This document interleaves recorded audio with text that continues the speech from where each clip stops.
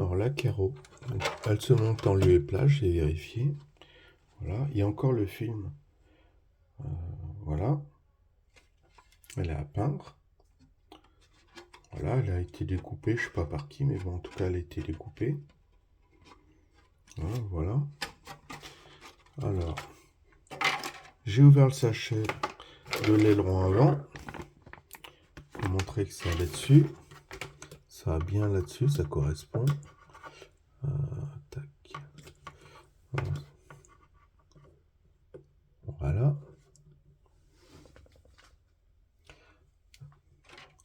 La roue, ça se met sur un axe. Il y a les deux roulements. Bon, les roulements sont fournis de toute façon. Voilà. Les roulements, ils vont à l'intérieur des jantes pour l'avant, puisque c'est une propulsion arrière. On les met dessus. Et puis voilà. L'autre, c'est pareil, de toute façon. Et pour l'arrière, il faut enlever l'écrou que j'ai mis. Voilà.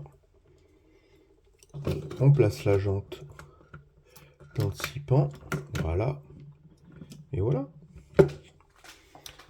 Si on fait pareil de l'autre côté.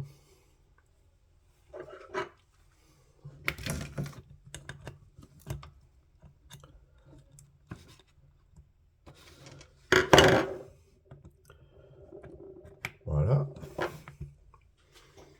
On a un train arrière qui est tout à fait fonctionnel. Voilà. L'aileron arrière, et ben celui-là, il vient se placer là.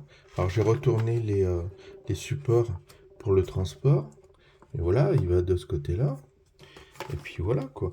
Et puis on peut voir, je sais pas si on verra la vidéo, mais voilà, j'en bloque une.